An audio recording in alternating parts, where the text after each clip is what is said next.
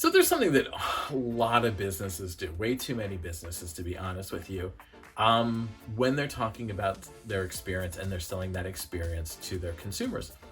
And um, the crazy idea is that if you really thought about what they're saying, it doesn't make any sense. It's just kind of fluffy word salad, and it doesn't really separate them out from anybody else.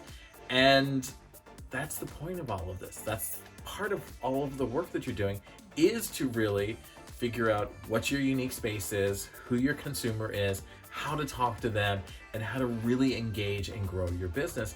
And if you're going to rely on things like the standards, well, that's just not going to happen. All right. So what are the standards? What are the things that people are saying that they shouldn't say?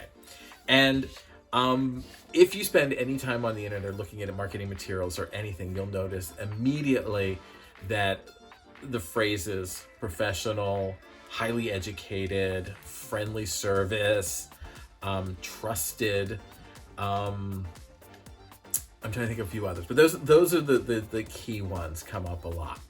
And they don't do anything to really separate the business out, right?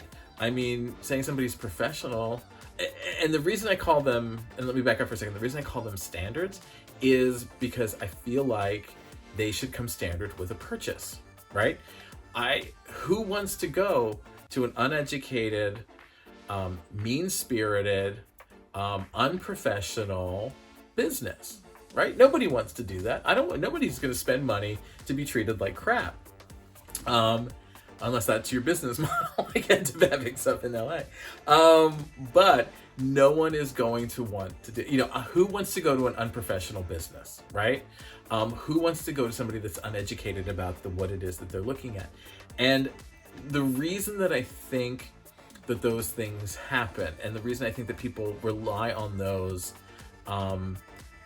as sort of their selling points and their talking points, which is really what they do. They kind of base everything around their marketing and selling and branding around these ideas.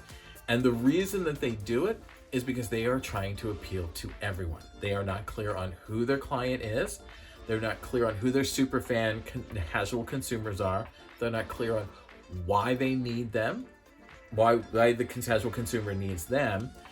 They're not clear in expressing that idea, and they're not clear about what they offer to consumers. And they get into that challenge of when you market and sell to everyone, you're marketing and selling to no one. You're just watering your business down to such a degree that it appeals to no one, absolutely no one, because it's like, well, it's just a basic sentence. And I used to do this all the time with my students. We used to look at websites of businesses, and it probably was a mean game, but we're going to talk about it anyway.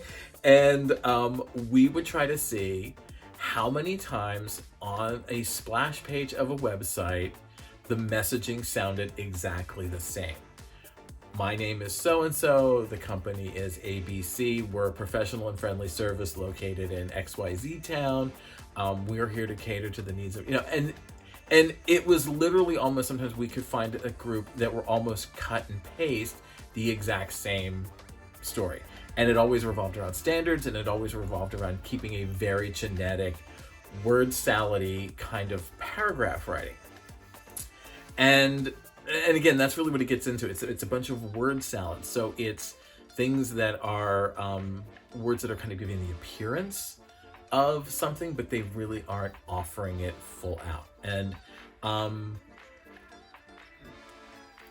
what I'm on a one-man mission, I guess, to try and see if I can stop every business from doing this.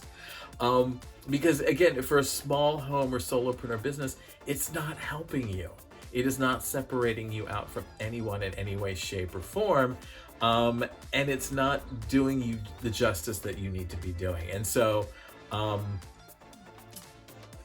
basically, I guess the idea is just stop working those into your talking points, your selling points, your marketing.